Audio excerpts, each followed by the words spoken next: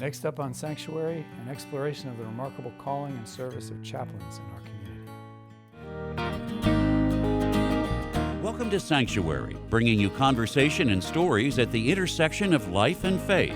This edition of Sanctuary is produced in cooperation with the Council of Religious Leaders of Metropolitan Chicago. Hello, and welcome to this episode of Sanctuary. I'm Nisan Chavkin, Executive Director of the Council of Religious Leaders of Metropolitan Chicago. Chaplains serve private and public institutions across our nation. They're official chaplains for the United States Congress as well as for the armed forces. In the metropolitan area, these spiritual leaders can be found at colleges and universities, and with police departments, hospitals, and prisons. Who are chaplains, and whom do they serve?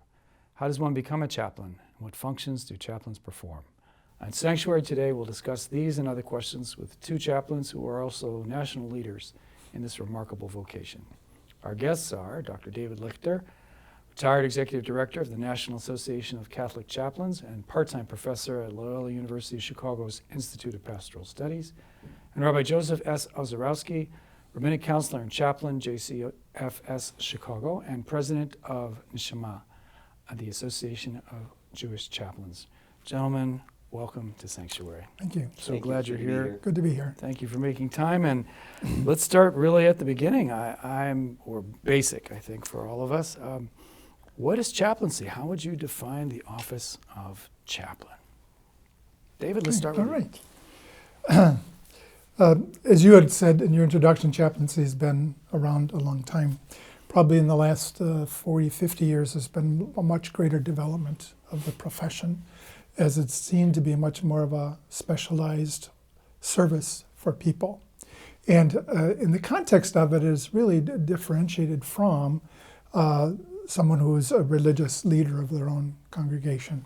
One is seen as to be able to walk into any situation that is of a severe crisis, personal nature, and to be able to be there with that person in a way that really respects deeply that person's life, their history, their own specific religious tradition.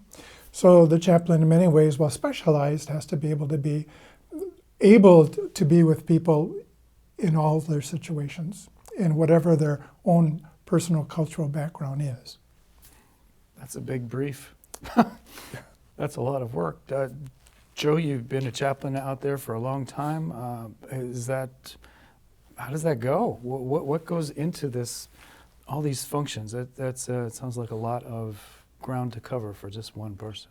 It is a lot, and to add to what David said, it's not clear where the name even came from. There are many theories where the term chaplain came from, but essentially we're dealing with people who may be clergy or coming from a spiritual background. There's a growing number of non-clergy chaplains in all of our organizations, but they use the resources of religious faith and spirituality to help people who are dealing with the toughest questions in life: meaning, faith, purpose, suffering, hope. Why is this happening to me?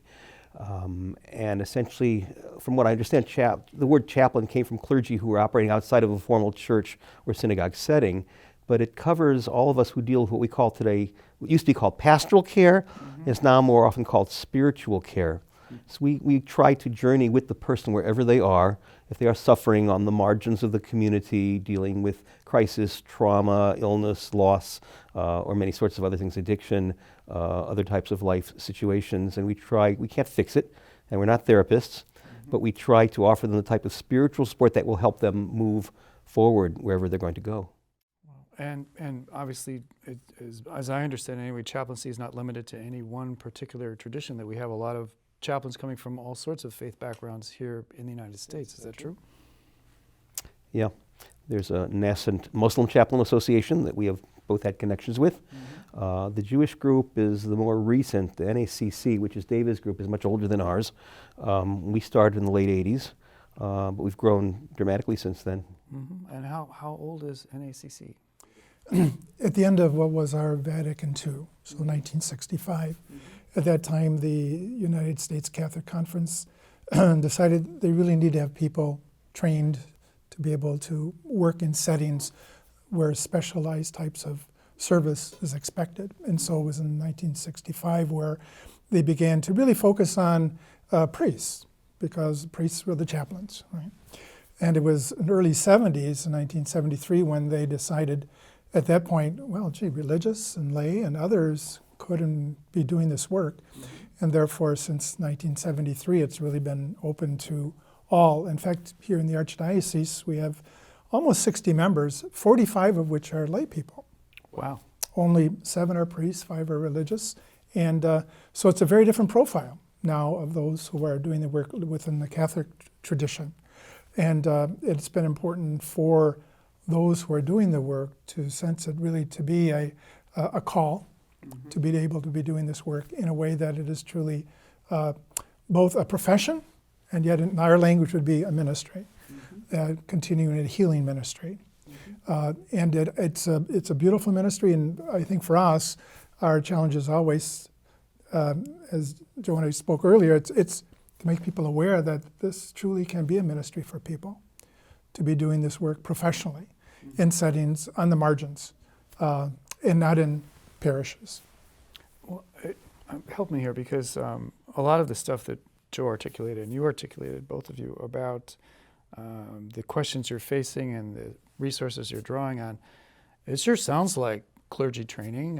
It sounds like what clergy across the country, the issues they face and a lot of the things they would deal with. How is it different, and how is the preparation different? Because every cleric in America deals with birth and life and death and suffering, and what's distinct about this business of being a chaplain?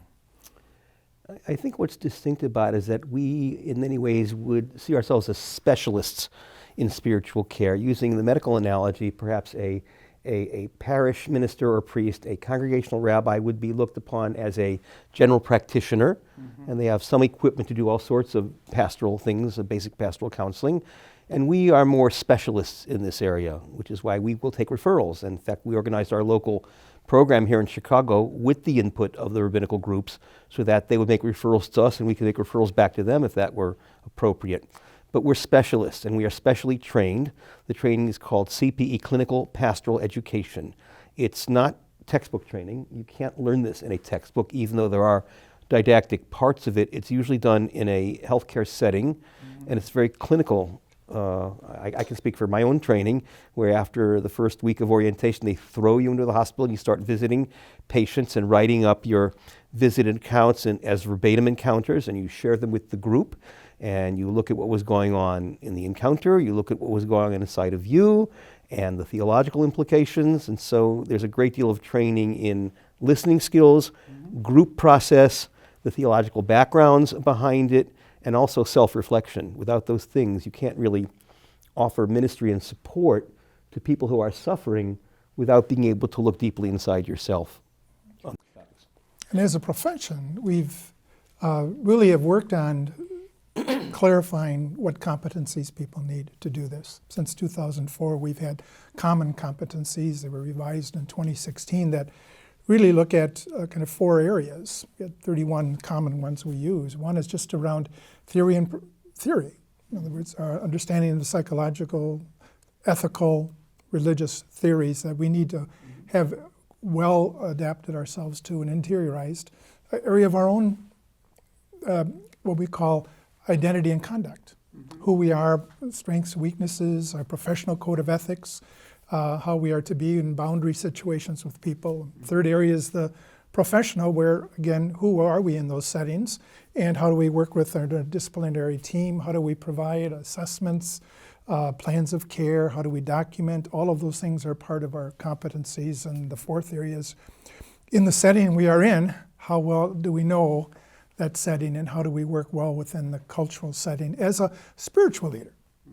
And so those are competencies everyone has to, in a sense, write to, speak to, in order to become board certified. And just to add to that point, clearly as David describes it, we're highly professionally trained. This is evidence-based. There is a growing literature on these subjects. And the fact that we share the same standards, with one exception, is that certain faith traditions, such as the Catholic tradition and the Jewish chaplaincy program, we have an additional several competencies that are specifically faith-based. But beyond that, we share the same competencies, and we can actually develop a joint certification. And we've done it. Oh, cool. It's as exciting to see that there's this support, this structure for preparing people, for getting them out there. I assume the same structure is there to monitor and help you if you run into a puzzle, and you have resources to turn to in that way as well, I assume. It has to be. Without proper clinical supervision, this doesn't work. You can't do it on your own. And that's part of how we differ from, let's say, congregational rabbinate or ministry or things like that.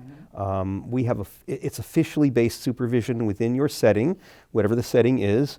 In fact, I just came back from Israel yesterday, and I had an email waiting for me from somebody who is a person by themselves. They're actually, it doesn't matter for our broadcast what they're doing, but they don't have any clinical supervision. Can our organization offer that to them? And I said, I'm going to say, when I answer this email later today, yeah. That's great. That's terrific. It's wonderful. Because it sounds like it could be a very lonely thing to be able to be running a spiritual ER all by yourself. Sounds like it would be very, very demanding indeed. You can't do it without supervision. You cannot be effective without supervision. And there are the requirements of ongoing personal education and personal development. So there's requirements of how many hours a year one does, as well as reporting in, and really within the context of one's respective associations, evidence the fact that you're keeping up in the field and that you're taking care of yourself. So it's a lot, as much like continuing education for a teacher or a doctor or a lawyer as much as anything else. It is. It's required. And the self-care, as David pointed out, is not just a luxury, it's a requirement. You can't do this work without taking care of yourself. With 60 seconds, could you give me an example of what's a self-care thing that's kind of is there a recommended thing that people just say you should do? Many different options, and it depends on what works for you. I do think we were commenting about during COVID-19, your association, ours, both offered for our members opportunities weekly, really, to process and to deal with the stress of that time, which was a very important element of self-care, where people would take the time via Zoom on sessions around the country to really provide for each other a type of outlet to both speak about what was happening for them, but to them. And it was very critical, I think, for their own self-care. Oh, that's thank goodness for Zoom. Thank you. Then we're going to take a pause here, and in a moment we'll turn our conversation back to looking at some of those specific questions and how what it's like out there in the field, as well as ways some insights we might have for dealing with people from other traditions. We'll be right back.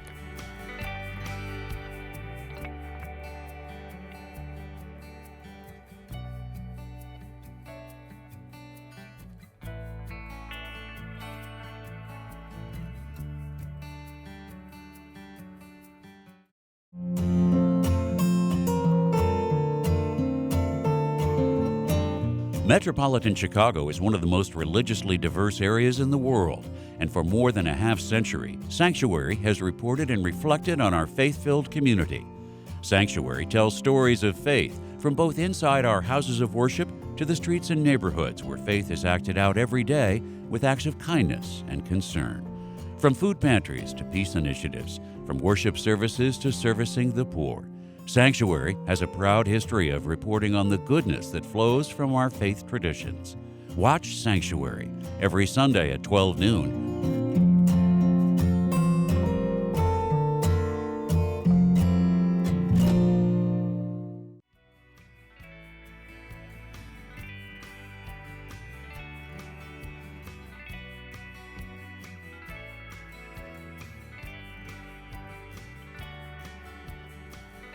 Welcome back to Sanctuary. I'm Nisan Chavkin, and we're talking about chaplaincy with Dr. David Lichter, retired Executive Director of the National Association of Catholic Chaplains and part-time professor at Loyola University Chicago's Institute of Pastoral Studies, and Rabbi Joseph S. Ozarowski, Rabbinic Counselor and Chaplain, JCFS Chicago, and President of Neshama, the Association of Jewish Chaplains. Gentlemen, we've talked a little bit about the selection and training of chaplains, and I'd like to now shift slightly, although we've touched on it, upon what service chaplains perform. And in a sense, you've mentioned that you're trained to sort of help people from a specific faith context, but you serve people from all sorts of faith backgrounds, yours and others, and some people who don't even have a faith background at all that that they could articulate, or it's something very different. And Joe, you had mentioned an example of a story of someone where you're using a piece of universal culture to help people in a chaplain situation. So I wondered if you could tell us for just a moment. Sure. This is one of my favorite stories. It's a story that happened to me. Well, the year will become part of the story. I was doing some hospital work, one of the local hospitals in the area. I won't say which one. I got a request. Somebody wanted sacrament of the sick, which is used to be called last rites. I'm not Catholic, and I can't do them, but I can arrange it. And the first thing you do is you do an assessment. You go into the room and what's going on. So I went into the room. They said he was dying. For someone who was dying, he was pretty talkative. Talk. Mm-hmm. With a breathing max. There were people around. And what were they talking about? As I listened carefully, these were Trekkies. Big-time Trekkies. They were not only going to the conventions, they organized the conventions. And as they're talking, he's saying, when I get to heaven, I'm going to organize SkyCon 17. And now you know when the story happened. Now, I'm a Trekkie too. We asked about self-care before. Besides studying Torah and Talmud and spending time with my family, I study Star Trek. That's part of my self-care. I'm a Trekkie. I don't have you a particular series that's your favorite? The Next Generation is my favorite, but I'm following the new series as well. Please continue with your story. I just wanted to. So I went into the room, and as they're talking about Star Trek, I asked, are you planning on going to Sto-vo-kor? Now, for those of you who are not Trekkies, Sto-vo-kor is the Klingon heaven. Klingon is one of the alien races in Star Trek. It's a warrior race. They thought it was pretty funny that this guy with the yarmulke knew what Sto-vo-kor was. So we talked for about an hour, all things Trek, and then I had to ask about arranging the sacrament of the sick. But then I said to him, do you want me to do with you the Klingon death ritual? What is the Klingon death ritual? Klingon warrior holds a dying warrior's head in his hand and lets out a blood-curdling scream to show the warriors in Sto-vo-kor another warrior is coming their way. They busted out laughing. They thought it was hilarious. This guy with the yarmulke knew the Klingon death ritual, was prepared to do it. And the patient says, no, but can you get me a sci-fi priest? A sci-fi priest. I can get you a priest. So we talked a while longer. So what is that? I said, I'll do the sci-fi with you. I blessed him in 3 different Star Trek languages. Klingon, Romulan, and Vulcan. And then I went to get the priest. I got the priest. I circled back about an hour later. I saw the priest. He did not look like a sci-fi priest. He looked like your typical older priest. But I got to talk to the man's wife, who thanked me for arranging the sacrament. Then he said he wanted me to tell you, she tells me, that the time he spent talking with you about Trek was even more meaningful to him. This is the funniest deathbed scene I've ever had, and I walked away with such a smile on my face. First of all, I realized that the time I spent on watching Trek was not really taking me away from the study of the Torah. It was part of it in some sense. And the fact of spirituality, and this is the question you asked before, what is spirituality and spiritual care? It's connection. It's being able to connect, being able to listen deeply and to offer some supportive response. And even though we connected over a Hollywood mythology, it worked. That's good. I was thinking that's really good. I want to meet that priest. In 2009, there was a conference to look at how to improve spiritual care as part of palliative care, and there were over 50 doctors, nurses, social workers, chaplains, and the question was spirituality, and there was no definition, and so it took them probably 24, 48 hours to come up with one, and it was that aspect of humanity that seeks to express meaning and purpose and experience connectedness to the moment, to the self, to the other, to nature, to the ultimate, the transcendent. It evolved over a few more years to where it was to really express meaning, purpose, and transcendence and relationships. And so in anyone you go walk into, that's the framework. And then from there, what might be the religious tradition or the Trekkie tradition that will provide language the set of for meanings. that. Right. But it's really trying to get at those emotional needs that are at the bottom of meaning, purpose, transcendence, and connectedness. And to know that distress is there when there isn't meaning, purpose. There's a disconnectedness. And so much of the chaplain's work is to dwell there and then discover what the personal religious resources are for that person. And whether it is of a specific religious tradition or whatever it is for them at that point is bringing meaning and purpose. Mm-hmm.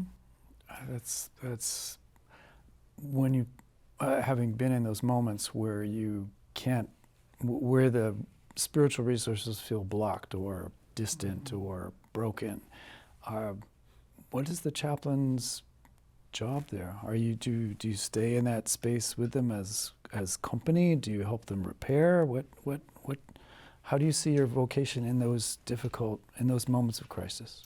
I think it all depends. The assessment is a key part of the work we do in the early part of the first visit. What's going on? What are their issues? What are they struggling with?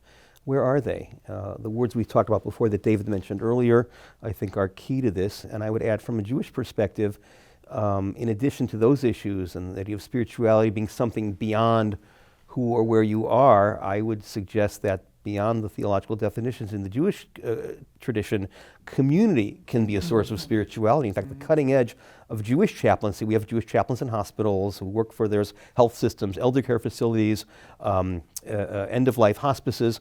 Jewish community chaplaincy is the new frontier in Jewish chaplaincy, and I'm very blessed to be able to run such a program. That's what I do actually professionally. Okay. And I represent in some ways the Jewish community, and keeping in mind that in Judaism, there are many access points, and faith is not the only one. Mm-hmm. Faith or lapsed faith, culture is a big part of it. So if I can connect with them on a cultural level, 10% of the Jewish population in Chicago was Russian-speaking. They grew up in an atheistic communist environment, and so God's just not part of it. Mm-hmm. But if I can relate to them in Yiddish, or the fact that I represent, I come into them, I represent certain things that are culturally for them, that helps. That's a connection. Mm-hmm. So everybody has a different place at which you can connect, and the challenge is discovering where you can. But sometimes it is a matter of just spiritual companionship, letting them talk. We listen, I would say. Mm-hmm. We listen. We listen with very skilled ears and open hearts, non-judgmentally, to be there with them as we journey with them. Rabbi Shulman of blessed memory, who used to serve here in Chicago, used to describe that as the hardest thing a human being can do is to listen. Yeah. Mm-hmm. And listening is, the kind of listening that you do is immensely powerful, but it takes a great deal of energy. It's very draining and can leave you under-resourced if you aren't paying attention. So could you tell us more about this way of helping each other, of making sure that you don't run out of gas at a critical moment, and not take care of yourself, as you said earlier, Joe? How do you keep the batteries charged? It seems like a lesson that a lot of us could use some insight on. Certainly, part of the competency, and it's probably not the word that's most associated with it, but the fact is, people as they come into this have to be deeply connected. Mm-hmm. As their call unfolds, who they are before their God and is the source of that passion. Mm-hmm. And that can never be broken. It has to be continually nourished. And I think for most, it is a combination of both kind of the personal and the communal, whatever that communal is. I certainly know for many of our members, along with their personal roots in their faith, for many they do find members of the association ones who are truly there and are there for them. Mm-hmm. Many find it to be their faith home, mm-hmm. as well as their professional home.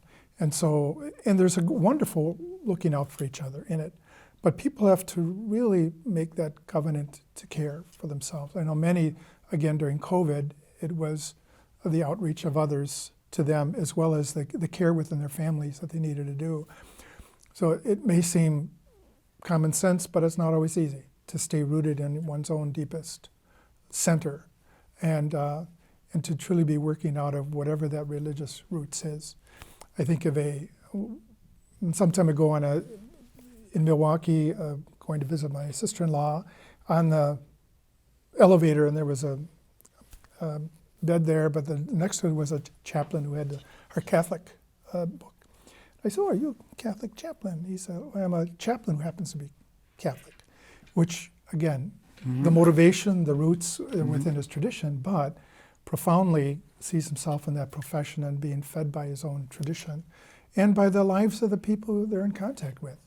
People are edified by the ones with whom they serve and whom they serve. I would echo that.